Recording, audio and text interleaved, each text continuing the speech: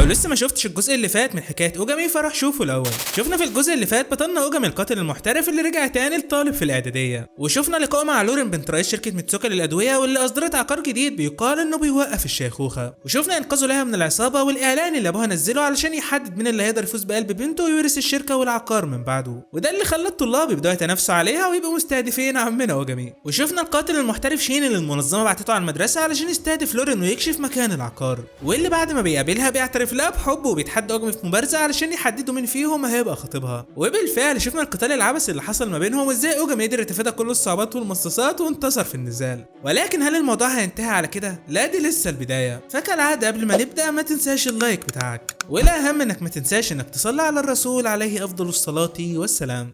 بعد انضمام شين لنادي الانشطه المنزليه بنشوف مشهد لمباراه بيسبول، الولاد بيمسك الكوره وبيسدد رميه من سرعتها، التاني بيصدها وبيقع على الارض، وبنعرف صديق ان الوحش ده يبقى لسه طالب في الاعداديه. كل اللي شافوه ما بيبقوش مصدقين وبيقولوا حتى طلاب الجامعات ما يقدروش يرموا بالمهاره دي، مستواه اعلى من العيال اللي في ثانوي. يبدو كده ان الاشاعات اللي عليه طلعت صح، الواد فعلا مش بشري، وده يبقى واحد من اعضاء فريق اليونيكورن.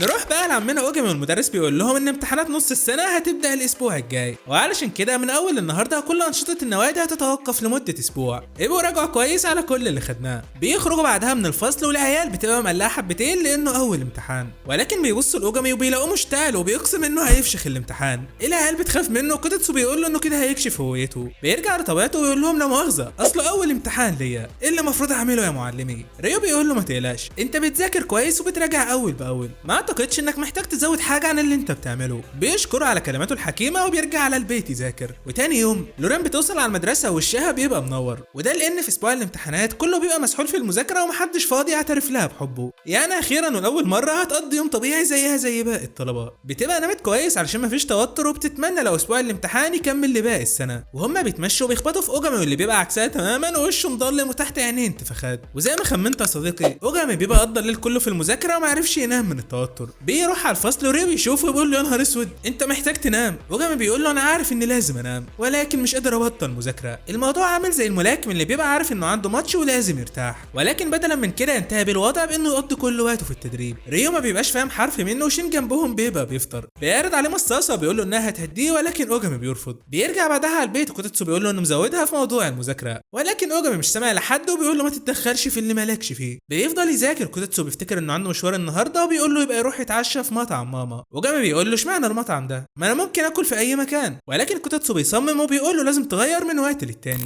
وعلى الناحيه التانيه بنشوف لورين وهي شغاله في مطعم عمها، وعمها بيقول لها تقدر تمشي بدري النهارده، مش احنا برضه في اسبوع امتحانات؟ ما تقلقيش كده كده ما فيش زباين كتير النهارده. وفعلا بتروح تودعه وهي خارجه بتشوف اوجامي ماشي في الشارع ومركز في المذاكره، بتستغرب ايه اللي بيعمله في الوقت ده وبتقرر تمشي وراه. بتفضل تراقبه لحد ما بتلاقيه دخل على منطقه خطيره وبيقابل واحده مشبوهه شغاله في حانه. بيقول لها انه جاي يتعشى النهارده وبيسالها لو ماما موجوده، وفعلا بتقول له انها جوه. واوجامي بيدخل على الحانه. لورين بتبقى شافت كل ده وبتتصدم ان اوجامي طلع ليه في الكلام ده، وفعلا ماما بتقدم له العشاء وبتبقى الكائن ده. بيقول لها بصراحه مفيش احلى من الرامن اللي انت بتعمليه. بتسرب البنت اللي معاهم في الاوضه وبتقول لها تروح تجيب شاي، وبعد ما بتمشي بتقول انا قلت للكل انك ابن اخويا علشان محدش يركز ويكتشف اللي حصل. بصراحه انا كمان كنت متفاجئ لما كوتاتسو جابك وعرفت انك رجعت عيل. وجامي بيقول لها انا عارف ان اقدر اثق فيكي، فانت دايما كنت بتساعديني في كل مره اكون واقع فيها في مشكله. بتقول له سيب الموضوع ده عليا، وبعدين انا بقيت معتبراك ابني دلوقتي. وفي خلال ما هما بيتكلموا بتدخل عليهم ايري مراته وبتبقى راجعه من الشغل وجايبه اخرها. وجامي بيفهم وقتها ان دي كانت خطه من كوتاتسو علشان يخليهم يتقابلوا. بيقعدوا يشربوا شاي وايري بتتريق عليه لما بتعرف ان اللي تحت يعني بسبب المذاكره. بيسالها عن كوزو بنته وايري بتطمنه عليها. بتقول له انت ليه بتسهر علشان الامتحان؟ خش الامتحان زي ما انت وسيبها تيجي زي ما تيجي. ما بيبقاش فاهم. وايري بتقول له قبل ما يحصل اللي حصل وتبقى في الجسم ده وانت كانت دايما مهماتك هي اهم حاجه عندك، ما كانش مسموح لك حتى تغلط. حتى وانت بتتعشى كان دايما جزء منك حاسس بالتوتر، ولكن دلوقتي انت رجعت في اعدادي، يعني مش محتاج العقليه دي في الدراسه بعد كده. مسموح لك تغلط عادي، علشان كده استغل الفتره دي واعمل لك شويه اخطاء، فالموضوع ده مش هيتكرر مره تانية.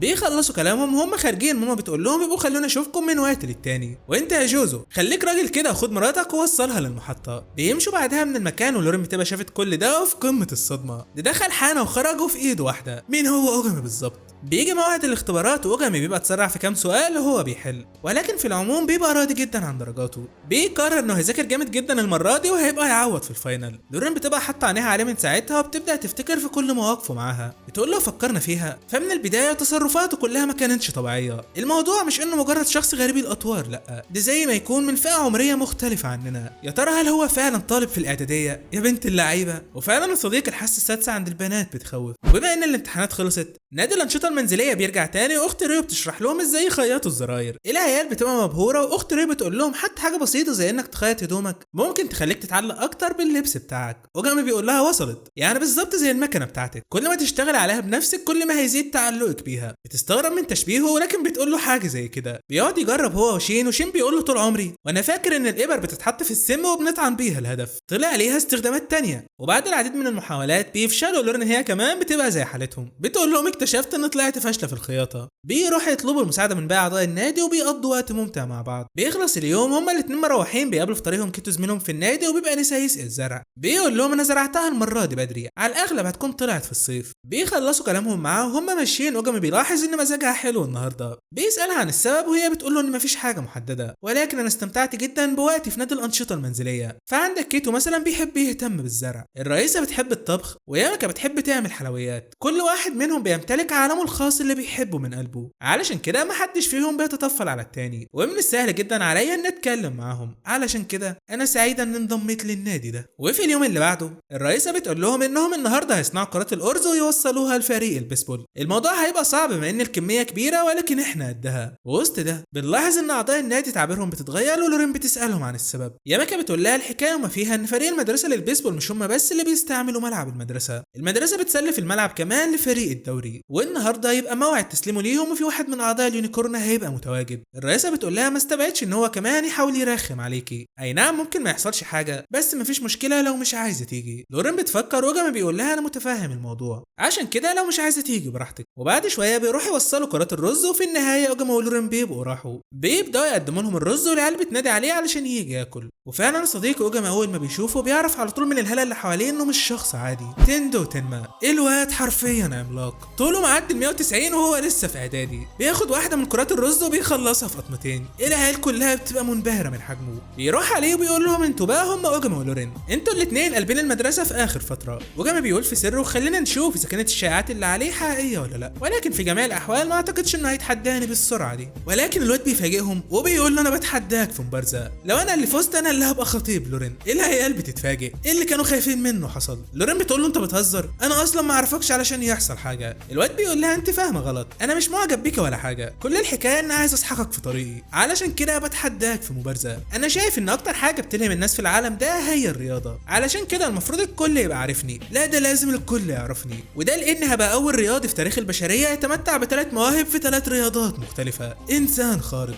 اوجامي ما بيبقاش فاهم قصده ب3 مواهب، وكوتاتسو بيقول له انا عملت بحث عنه. المهاجم الممتاز لفريق البيسبول للاعداديه، هداف الدوري في كره القدم للمدارس، نجم فريق كره السله للمرحله الاعداديه. كل الالقاب دي فاز بيها ولسه مستمر في حصد الالقاب الوطنيه. يا نهار ابيض، ده موهوب في 3 رياضات مختلفه، ده يونيكورن بموهبه بدنيه جباره. تندو بيقول له سواء الدوري الامريكي للبيسبول، دوري كره السله للمحترفين، او الدوري الانجليزي لكره القدم، انا هبقى افضل لاعب فيهم كلهم. العيال بتبقى مصدومه، هو حاجه زي دي ممكنه اساسا؟ اوجامي بيقول له فهمت، يعني من الاخر انت عيل مهووس بالرياضه ومش طايق حد تاني يبقى مشهور اكتر منك. تندو بيقول له مش بالظبط، فانت مجرد طالب عادي من نادي الانشطه المنزليه. من الاساس انا ما عنديش اهتمام بنادي صغير ملوش قيمه ووجوده ما يفرقش عن عدمه، ولكن انت مضايقني. كابتن الفريق بيحاول يوقفه، ولكن اوجامي وقتها بيتهور وبيقول له موافق، انا قبلت التحدي بتاعك. لورين بتحاول توقفه وبتقول له مفيش داعي، هو حتى مش مصمم على الموضوع، ولكن اوجامي اتعصب خلاص. بيقول لها ده مش بس غلط فيا، لا ده كمان غلط في البنات، طز في الرياضه وطز في موهبتك الثلاثيه، ولكن اياك ابدا تقلل من احترام نادي الانشطه المنزليه. تندو بيقول له عظمه،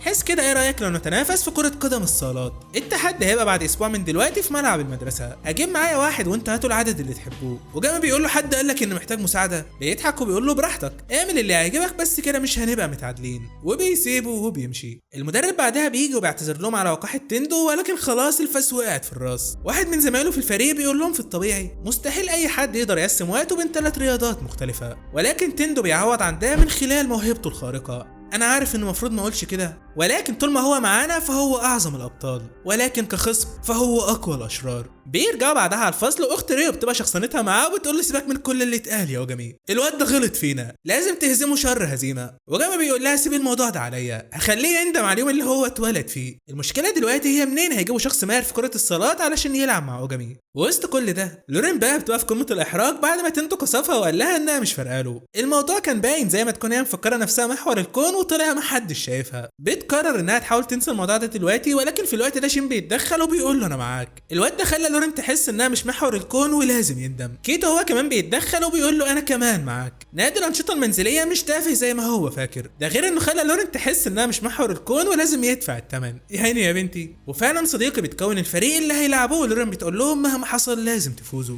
وعلى الناحيه الثانيه بنشوف تندو وهو بيتدرب مع شوكو في المبارزه، والتاني بيقول له بس غريبه، مش من طبيعتك يعني انك تتخانق مع حد حتى لو هما اللي بيبداوا، فلو انت فعلا ما كانش فارق لك كان زمانك طنشت الموضوع. تندو بيقول له معاك حق، يا ترى انا ليه فعلا اتحديته. بيفتكر لما كان بيشاهد مباراته مع شين وبيقول له لما ببص لاوجامي بحس انه بيخوفني، في حاجه فيه غريبه. صاحبه بيقول له علشان تبقى عارف انا مش ناوي ابذل مجهود. بيقول له عادي كده كده ما كنتش متوقع منك حاجه. الواد وقتها بيتعصب من استفزازه من غير ما يقصد بيشوط الكوره في نص وشه، ولكن تندو بيستلمها بكل سهوله ولا كانها باصه. فعلا الواد ده موهبته اعجازيه. بيعدي اسبوع واخيرا بيجي موعد المباراه. فريق اوجامي المكون من اوجامي وشين وكيتو ضد اليونيكورن 3 ضد 2. اوجامي بيقول له لو انا اللي فزت فانت هتعتذر لنادي الانشطه المنزليه قدام الكل. تندو بيقول له ما عنديش مشكله، بس كده عمري ما اعتذر، وده لاني مستحيل اخسر. فيا ترى صديقي ايه اللي هيحصل في المباراه الحماسيه دي؟ وهل اوجامي هيقدر يفوز ولا الموهبه هيبقى ليها راي تاني؟ كل ده واكتر هنعرفه في الجزء الجاي من حكايه اوجامي. وبس كده لحد هنا بيكون انتهى الفيديو بتاعنا. فكالعاده لو الفيديو عجبك ما تنساش اللايك بتاعك.